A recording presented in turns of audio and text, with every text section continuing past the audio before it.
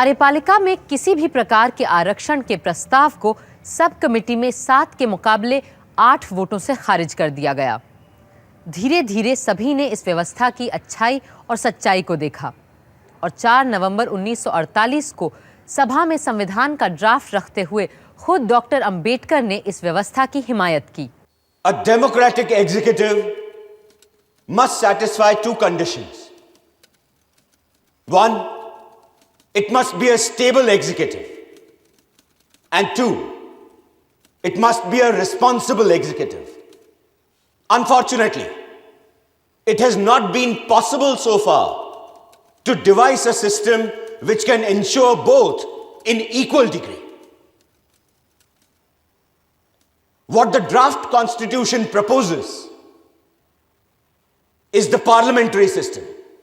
The draft constitution places a functionary at the head of the Indian Union who is called the President of the Union. The President of the Indian Union will be generally bound by the advice of his ministers. He can do nothing contrary to their advice.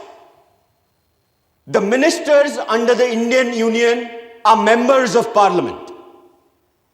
Only members of Parliament can become ministers.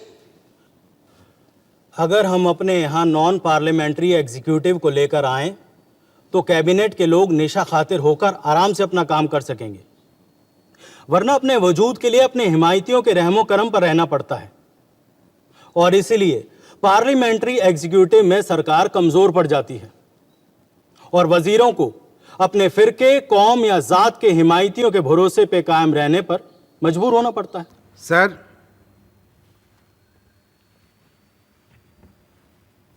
प्रजातंत्र का अर्थ है ऐसे बहुमत का राज जिसमें स्वतंत्र और मुक्त रूप से वोट दिए गए हों।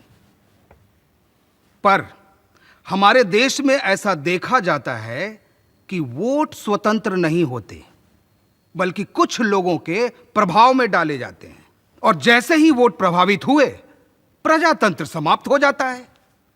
सर, इसीलिए मेरा यह कहना है कि ऐसे पार्लियामेंट्री सिस्टम को हमें हटा देना चाहिए। संसदीय प्रणाली में विभिन्न पार्टी के लोगों को भरमा के वोट हासिल करते हैं ताकि बहुमत पाके अपनी सरकार बना सके। सर, यह बहुत ही गंभीर और खतरनाक बात है और हमें साफ दिखाई देता है कि ऐसे लोग सिर्फ अपने रिश्तेदारों और पार्टी के लोगों को ही खुश करने के लिए सारे काम करते हैं, सारे। पर प्रोफेसर केटी शाह और कई दूसरे लोग संविधान में सोचे गए 3 स्तंभ संसद, न्यायपालिका, कार्यपालिका के सारे प्रावधानों से संतुष्ट नहीं थे। उपसभापति जी, sir, I beg to move संघ के मुख्य अंगों संसद, कार्यपालिका और न्यायपालिका के अधिकारों को एक दूसरे से पूर्णतः पृथक होना चाहिए।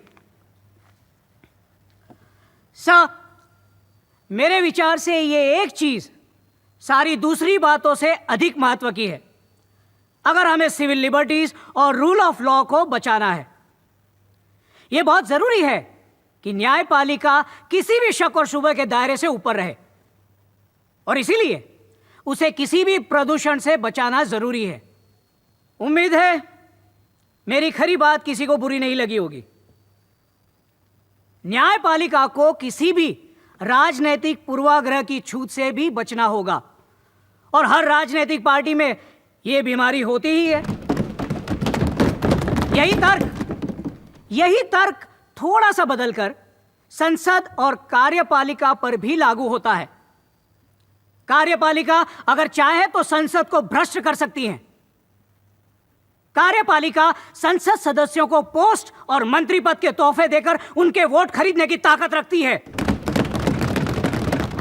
पश्चिम से आई जिस पार्लियामेंट्री व्यवस्था को हम अपनाने जा रहे हैं उसका सबसे बड़ा रोग यही है कि किसी को पद देते समय यह देखा जाता है कि वो वोट कितने ला सकता है, न कि यह कि वो देश और समाज की सेवा कितनी कर सकता है।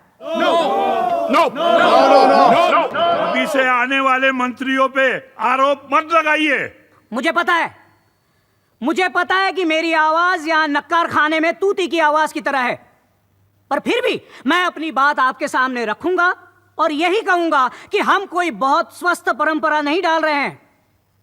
हम सबके लिए और देश के लिए यही अच्छा रहेगा कि हम एग्जीक्यूटिव, जुडिशरी और लेजिस्लेचर के तिगड़े को किसी एक सर्वशक्तिमान कैबिनेट की जकड़ से बाहर रखें।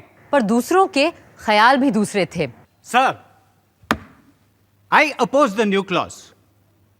My main reason is that this House is wedded to a parliamentary system of democracy. And this new clause is out of place in such a constitutional structure. व्यक्तिगत तौर पर मुझे लगता है कि यदि उन पर छोड़ दिया जाए तो डॉक्टर अंबेडकर अमेरिकन तंत्र को ही पसंद करते, और बहुत हद तक मैं उनसे सहमत भी हूं कि हमारी मौजूदा संसदीय प्रणाली में बहुत सारी कमजोरियां हैं। हमने कितने ही सूबों में देखा है कि कैसे राजनीतिक पार्टियों के मंत्री 4-4, 5-5 सदस्यों के दलों को घूस देकर खुश रखने की कोशिश करते हैं ताकि उनका बहुमत और उनकी सत्ता बनी रहे। शायद ये हमारी गुलामी है कि हम ब्रिटिश सरकार के तंत्र को अपनाने में ही लगे हुए हैं, उसी कोशिश में लगे हुए हैं। यदि ऐसा ना होता तो हमने अमेरिकन सिस्टम को अपनाया होता। वहां जुडिशरी और लेजिस्लेचर और एग्जीक्यूटिव एक दूसरे से बिल्कुल स्वतंत्र हैं। वहां की संसद देश के भले के लिए कोई भी कानून पास कर सकती है और उस कानून को मानना राष्ट्रपति की जिम्मेदारी हो जाती है, जबकि हमारे संविधान में सदन के नेता को पूरी संसद से बहुमत लेना पड़ता है और संसद सिर्फ उन्हीं कानूनों को पारित करेगा जो बहुमत वाली पार्टी को सही लगते हैं। डॉक्टर अंबेडकर तो खुद अमेरिका में पढ़े थे, पर उन्होंने अमेरिकी संविधान की कमजोरियों की तरफ सबकी नजर मोड़ी। There is no dispute whatsoever that the executive should be separated from the judiciary.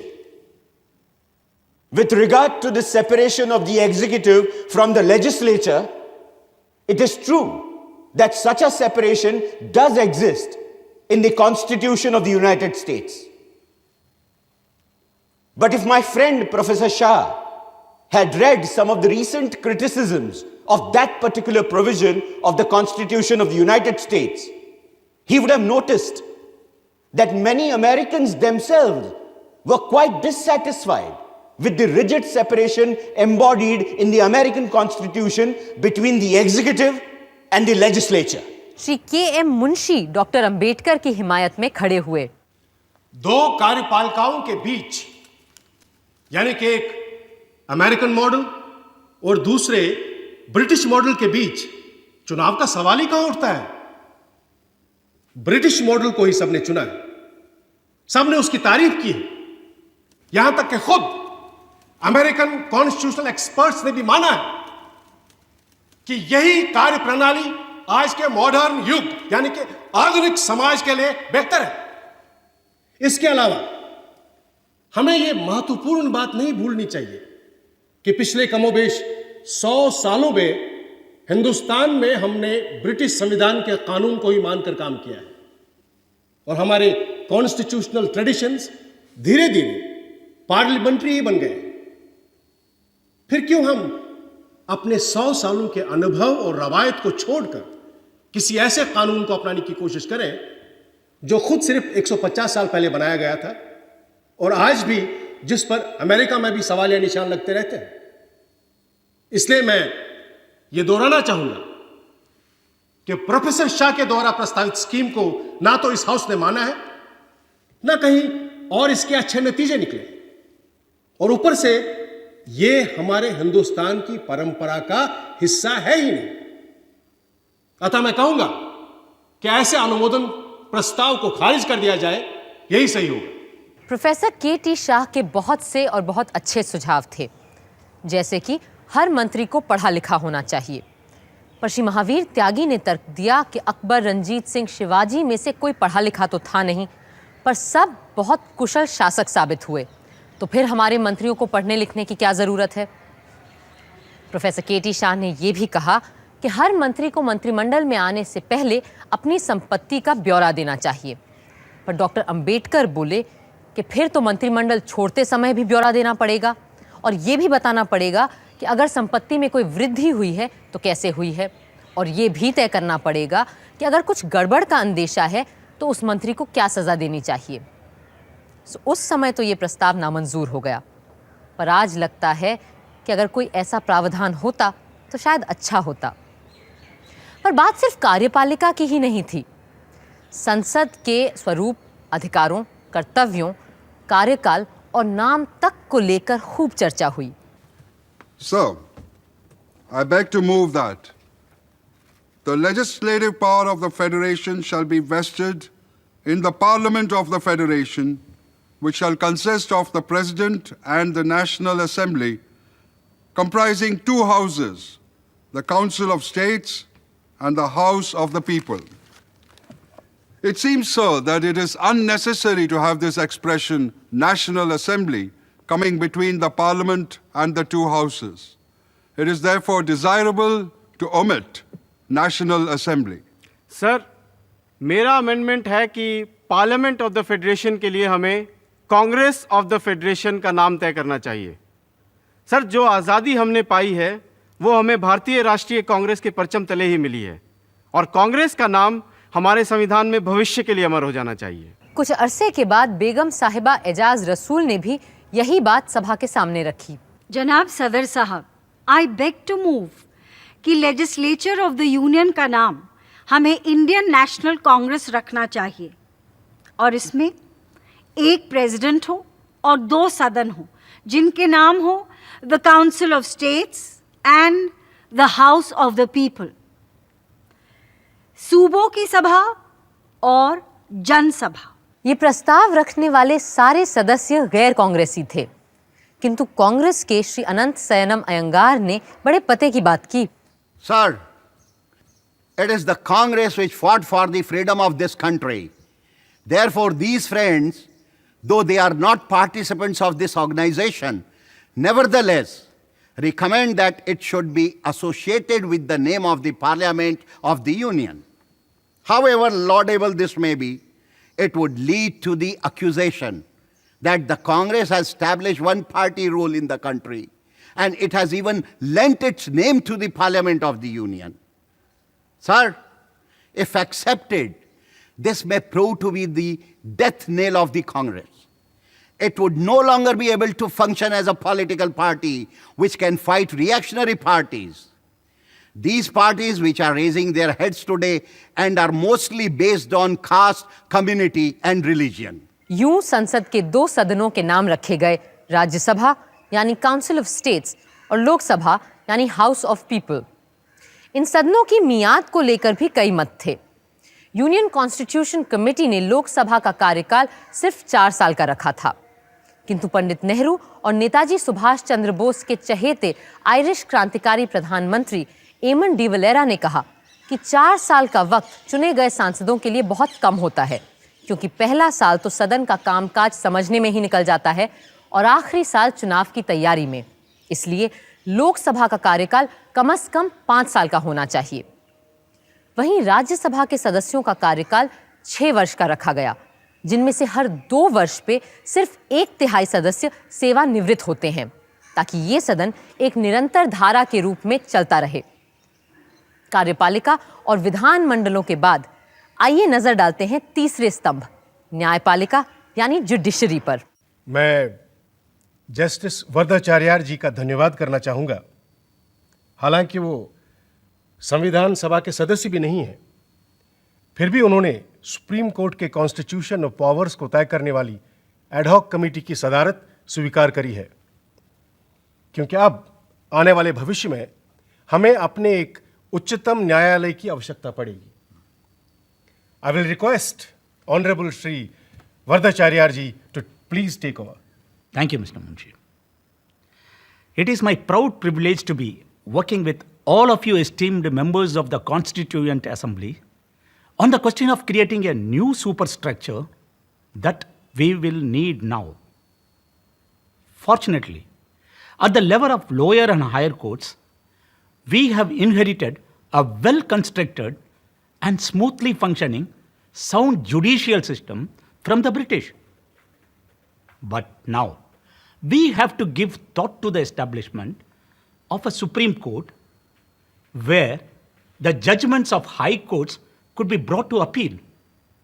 This apex court will also have to play the roles of an adjudicator between the provinces and the princely states when needed.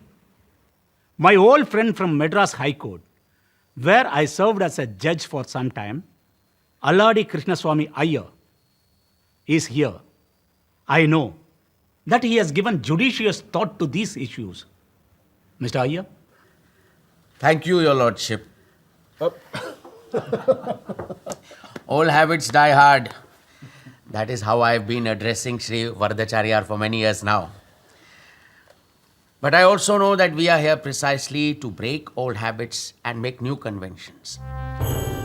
Now, this new body, this Supreme Court, this whatever we may decide to name this apex constitutional body, apart from being the highest platform for appeals, will have in its power and purview the necessary means to safeguard fundamental rights of every citizen of free India. That soon we will have. And unlike the Privy Council, this Supreme Court should also have the mandate and the authority to examine the constitutionality of any legislation that our Parliament may make in the future. Supreme court न सिर्फ हमारे संविधान का रखवाला और खैरखा होगा, बल्कि वो हर भारतीय को वो समान अधिकार भी प्रदान करेगा जिसके लिए सदियों से अंग्रेजों की अधीनता और रजवाड़ों की गुलामी में हम तरसते रहे। हमारा उच्चतम न्यायालय उस सामाजिक क्रांति का वो धारदार हथियार भी होगा जो पुरानी बेड़ियों को काटकर हमें मुक्त करेगा। And yet, this Supreme Court must not busy itself only with the rights debate. It must not concern itself only with the life and liberty of the individual, but include within its scope criminal appeals, civil cases, and financial matters as well. Only then will it become our Supreme Court in the real sense of the term. यूं नींव पड़ी एक नई न्यायपालिका की। पर जहां तक संसद और न्यायपालिका के बीच के अंतर संबंधों का सवाल था और दोनों में से कौन छोटा कौन बड़ा का प्रश्न था, 13 दिसंबर 1948 को एक बड़े पते की बात की डॉक्टर B.R. अम्बेडकर ने। Now to the question of the relationship between the legislature and the judiciary. In a federal constitution, it is always open to the judiciary to decide whether any particular law passed by the legislature is ultra-virus or intra-virus. In other words, the judiciary would be endowed with the authority to question the law, not merely on the ground whether it was in excess of the legislature's authority, but also on the ground that whether the law was a proper law. It may be a perfectly good law, but if it violates the fundamental principles, the judiciary would have the power of declaring it invalid. For myself, I cannot omit the possibility of a legislature packed by partymen making laws which may abrogate and violate the fundamental rights affecting the life and liberty of an individual. At the same time, I do not see how 5 or 6 gentlemen sitting in the Supreme Court examining laws made by the legislature by dint of their own individual bias and prejudice be trusted to determine which law is good and which is bad. It is a case where a man has to choose between the devil and the deep sea. I therefore would leave it to the House to decide either way it likes. संविधान सभा ने तय पाया कि संसद और न्यायपालिका दोनों ही लोकतंत्र के लिए बराबर महत्व के हैं और इसीलिए जुडिशरी की आज़ादी को ध्यान में रखते हुए उच्चतम न्यायालय और उच्च न्यायालय के जजों की नियुक्ति में मंत्रिमंडल का कोई हाथ नहीं होगा। ये जिम्मेदारी सीधे राष्ट्रपति की होगी जो चीफ जस्टिस के सुझाए नामों को इन अदालतों में नियुक्त करेंगे। इसी बात को एक बार फिर 24 मई 1949 को श्री बी पोकर साहब बहादुर ने सभा के सामने साफ-साफ रखा। I submit, sir, the views expressed by the federal court. And the Chief Justice of the various high courts assembled in conference are entitled to the highest weight before this assembly. It is of the highest importance that the judges of the Supreme Court should not be made to feel that their existence or their appointment is dependent upon political considerations or on the will of any political party. Therefore, it is essential that there should be sufficient safeguards against political influence being brought to bear on such appointments. Therefore, I submit, sir, that it is of the highest importance that the President must not only consult the Chief Justice of India, but also obtain his concurrence on the appointment of his colleagues, the judges of the Supreme Court. It cannot be denied that the judiciary should be above all political parties and above all political consideration. इन सारे नियमों के बन जाने और न्यायपालिका का स्वरूप तय हो जाने के बाद विद्वान वकील और संविधान सभा के सबसे सक्रिय सदस्यों में से एक श्री अल्लाडी कृष्णस्वामी अय्यर ने संविधान सभा को संबोधित किया। अरे बैठिए बैठिए, आप बैठकर ही बोलिए। The Constitution has accorded the proper place to the judiciary as it should be in a written and especially in a federal constitution. The Supreme Court in India, under the Indian Constitution, as this House is aware, has wider powers than the highest court in any known federation, including that of the United States of America, where the Supreme Court is not a general court of appeal. It is the ultimate arbiter in all matters involving the interpretation of the Constitution. While there can be no two opinions on the need for maintenance of judicial independence, both for safeguarding of individual liberty and the proper working of the Constitution, it is also necessary to keep in view one important principle. The doctrine of independence is not to be raised to the level of a dogma so as to enable the judiciary to function as a kind of super legislature or super executive.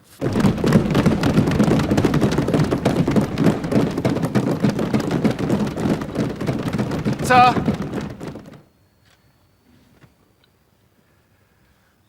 my friend Mr. Alladi Krishnaswamy Iyer pointed out, and rightly so, that the judiciary should not place itself as an imperium in imperio.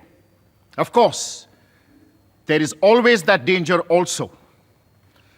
When people talk of separation of power, this separation of power may be made in such a way that the judiciary may be invested with immense power, that it might eventually lead to the breakdown of the government of the day, which I believe is not the case in our constitution. Doctor Ambedkar का सपना था कि एक ऐसी समग्र न्यायपालिका बने जो दीवानी, फौजदारी और संवैधानिक हर तरह के मुकदमे में सबको कानूनी उपचार और न्याय दे सके और इस तरह देश की एकता को कायम रखने का काम कर सके। आज वो सपना एक हकीकत है। कुल मिला के विधानमंडल, न्यायपालिका, कार्यपालिका की इस त्रिवेणी ने एक ऐसा बेजोड़ अटूट जाल बुना, सीमलेस वेब, जो हमारे दुनिया के सबसे बड़े लोकतंत्र को संभालने, बांधने और पालने का काम कर रहा है।